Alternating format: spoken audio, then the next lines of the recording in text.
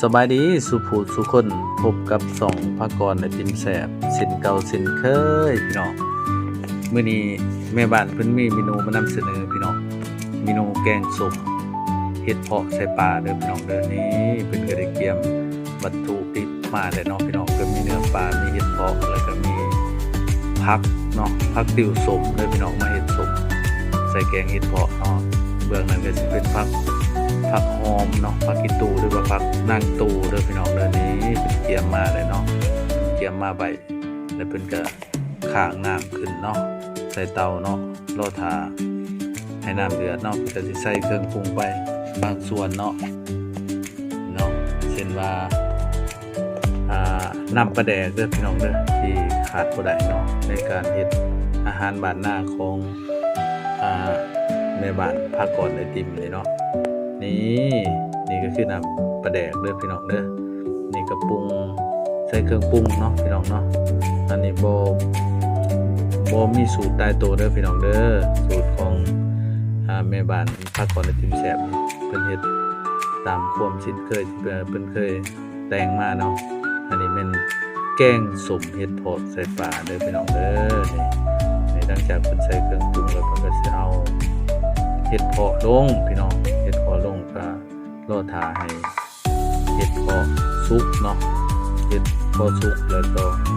จังสิเอาเนื้อปลาลงนี่เพิ่นเอาเห็ดเพาะลงใส่เวลาถึงสมควรเลยเนาะสังเกตว่าเห็ดเพาะก็คือสุกแล้วเนาะเพิ่นก็เอาเนื้อปลาลงเนาะพี่น้องเนาะเอาเนื้อปลาลงนี่ก็ใส่เวลา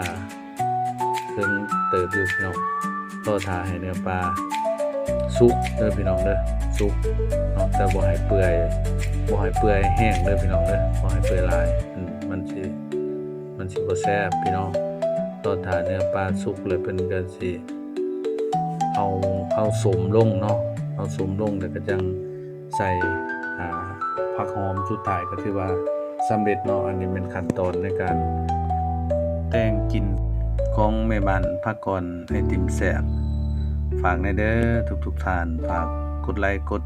แชร์กดติดตามให้ช่องภาคกรไอติมแซ่บในเด้อเพื่อเป็นกำลังใจในการเฮ็ดคลิปเนาะให้ทานได้เบิ่งได้ชมไปนำกันเรื่อยๆเด้อพี่น้องเด้อนี่เนาะนี่แม่นระยะรอท่าให้เนื้อปลาสุกเด้อพี่น้องหลังจากนั้นก็สิเป็นขั้นตอนเอาผักติ๋วส้มลงเนาะนี่รอท่าไปนำกันเด้อทุกท่านเด้อนี่คือว่าสังเกตเห็นว่าเนื้อปลาก็เริ่มสุกแล้วเนาะต่อไปก็สิแม่นเอาผักติ๋วส้มลงเนาะผักติ๋วส้มลงก็รอท่าอยู่ประมาณ4-5 นาทีเนาะเพื่อให้น้ำส้มนอกจากผักติ๋วส้มออกเนาะอันนี้หลังจากนั้นก็จะเป็นการใส่